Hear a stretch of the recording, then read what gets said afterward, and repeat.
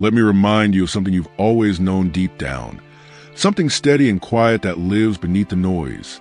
This life, it's yours, entirely, undeniably yours. No one else can breathe your breath.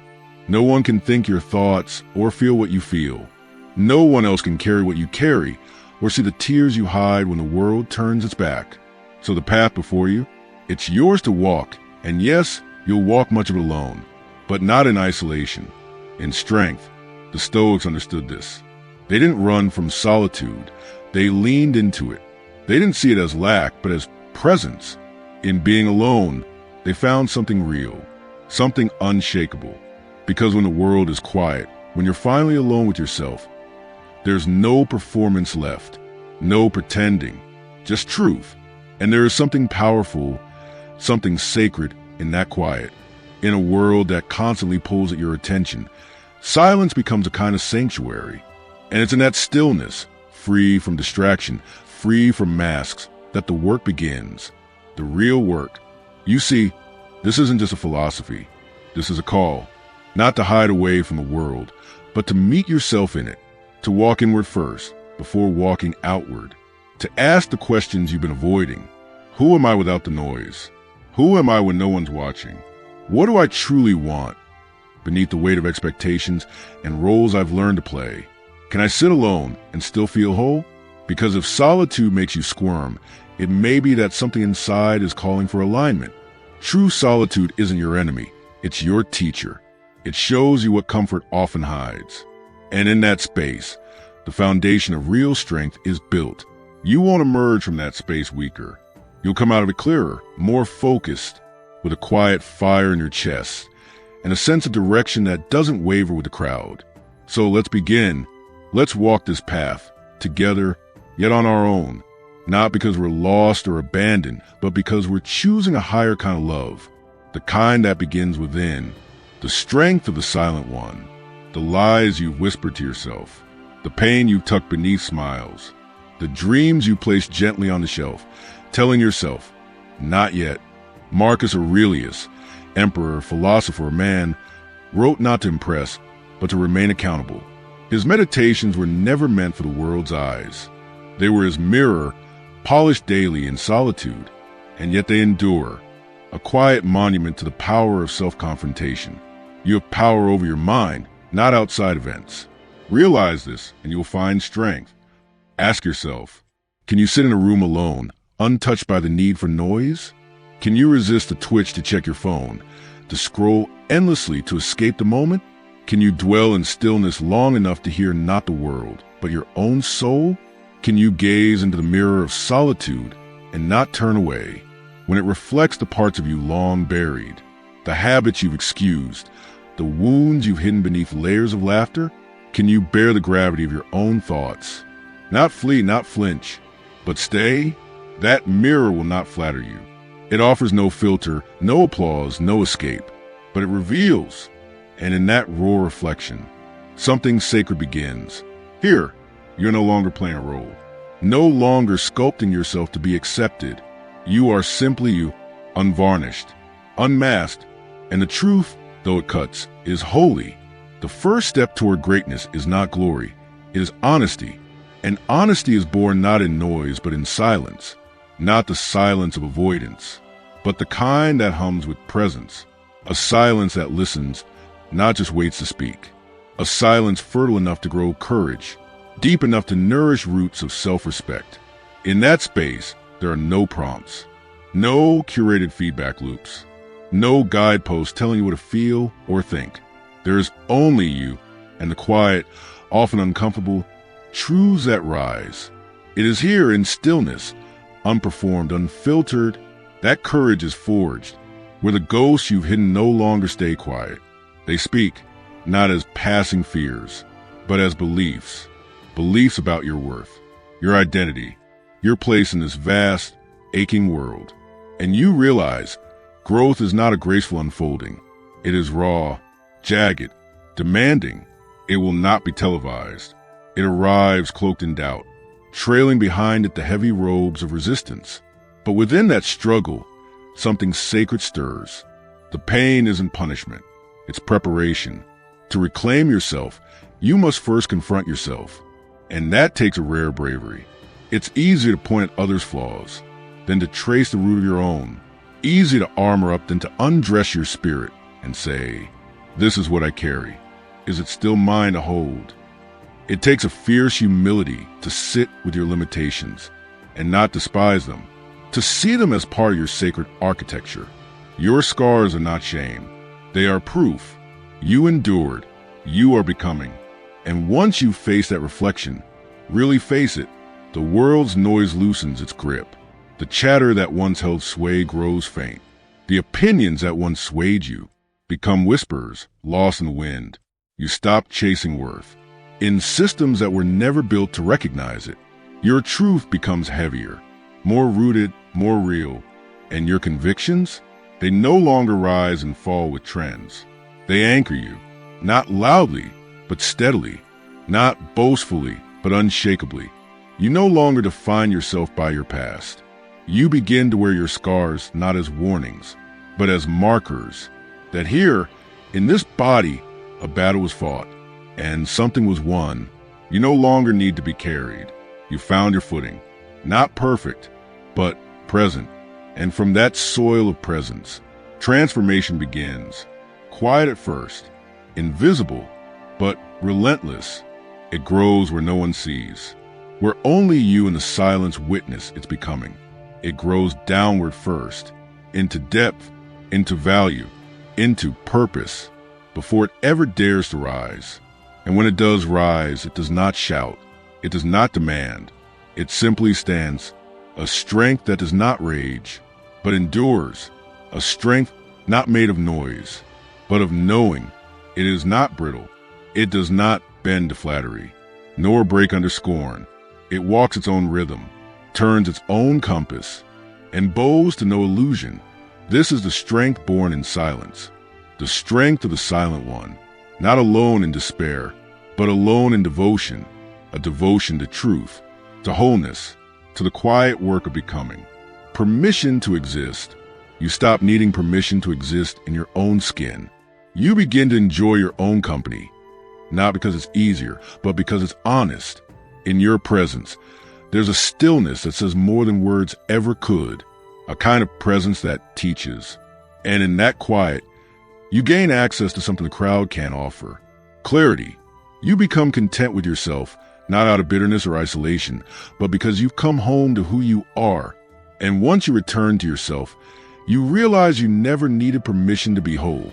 Wholeness was never somewhere else. It was always here, within. Practice this. Spend 1 hour a day alone, not reading, not scrolling, not watching, just being. Sit with your thoughts.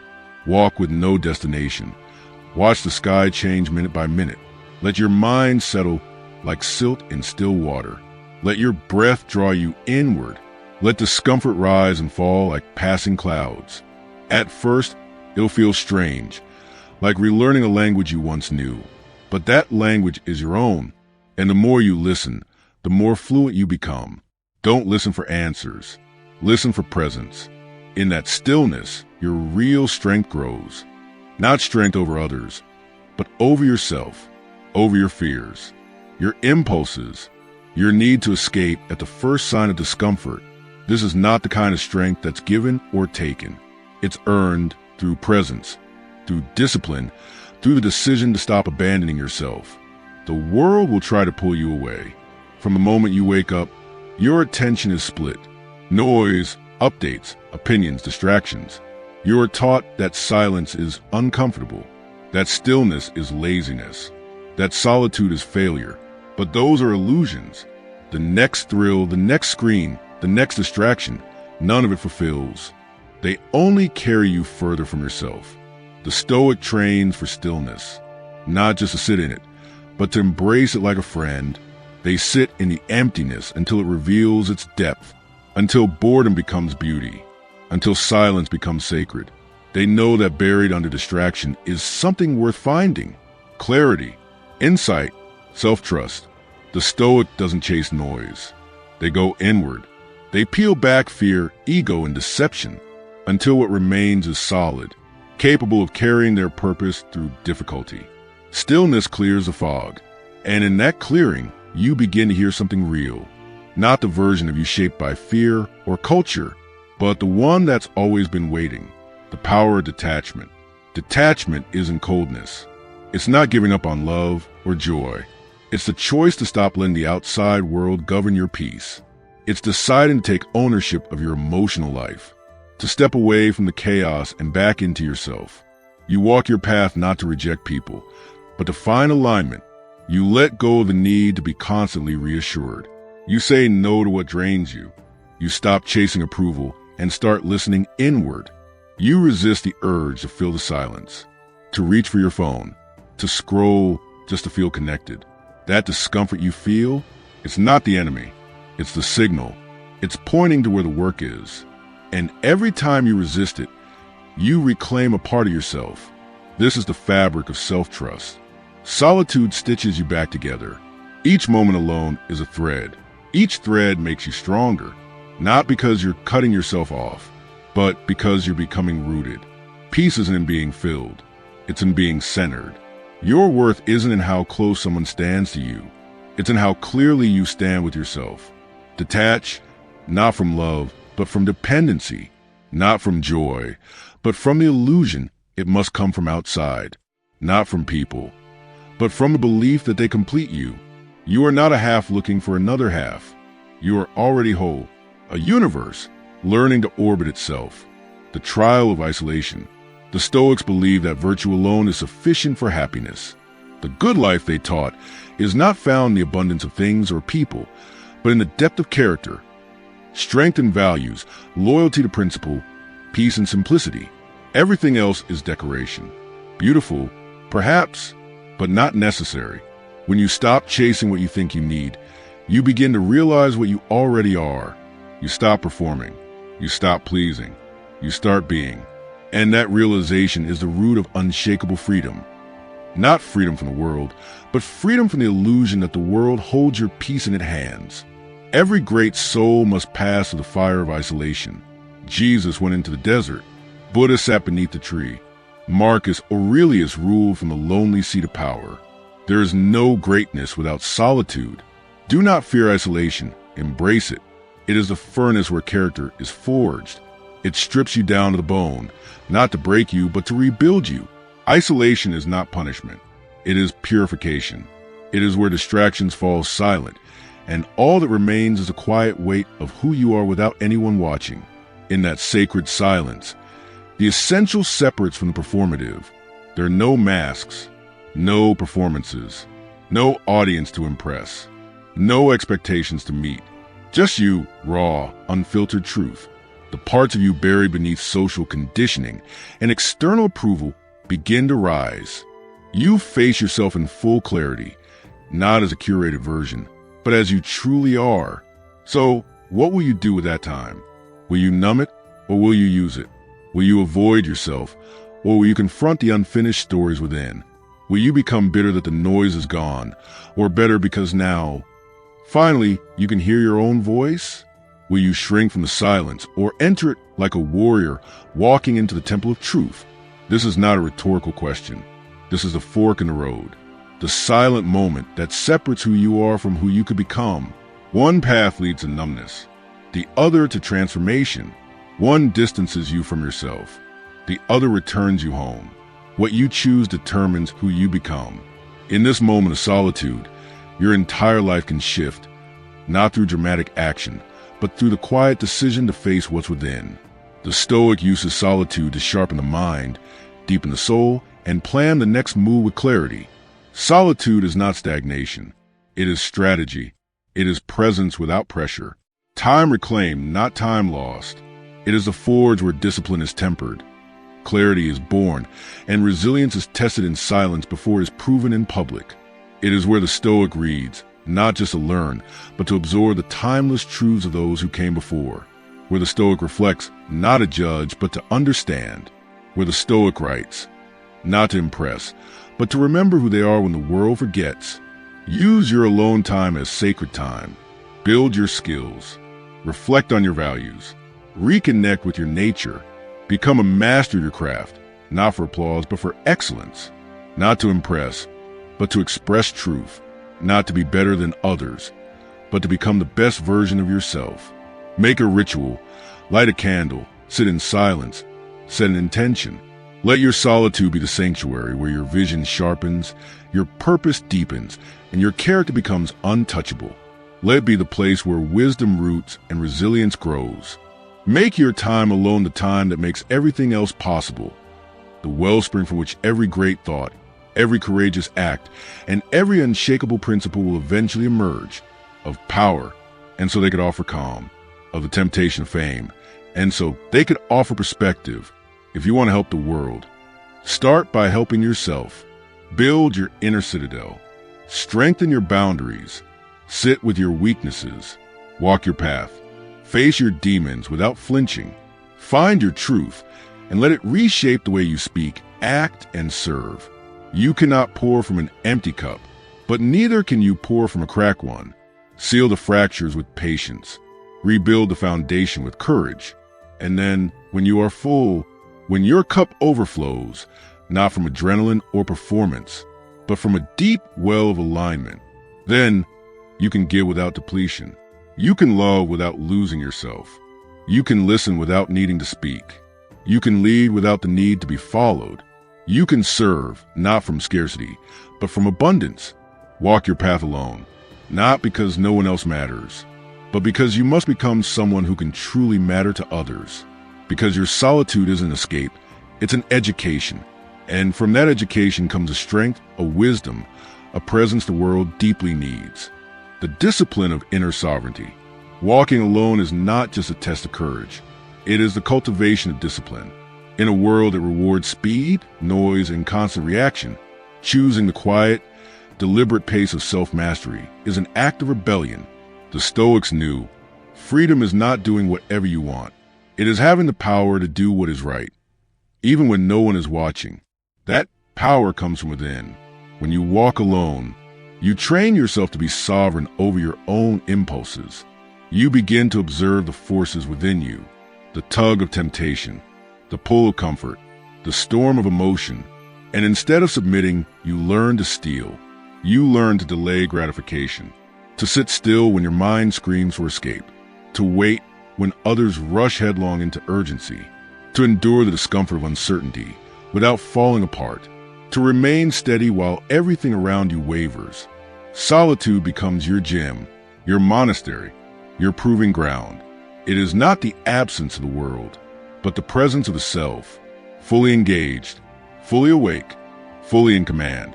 This kind of discipline doesn't just make you more focused, it makes you more free. You are no longer at the mercy of moods or circumstances, no longer tossed by every opinion, seduced by every distraction. You begin to master the art of response, not reaction. You begin to slow time, not literally but internally, creating space between stimulus and choice. You begin to lead yourself, and that is the first qualification for leading anyone else. If you cannot govern your own mind, how can you influence others? To walk alone is to walk with integrity. It means living in alignment with your values, not your convenience. Choosing what is right over what is easy, especially when no one is watching. Honoring your truth even when it's inconvenient, even when it hurts, even when it costs you something. It means building a life that is not only efficient, but meaningful. A life with soul, with depth, with intention. A life that can weather storms, not because it's sheltered, but because it's rooted. And it is in this solitude, in this sacred independence, where that foundation is laid.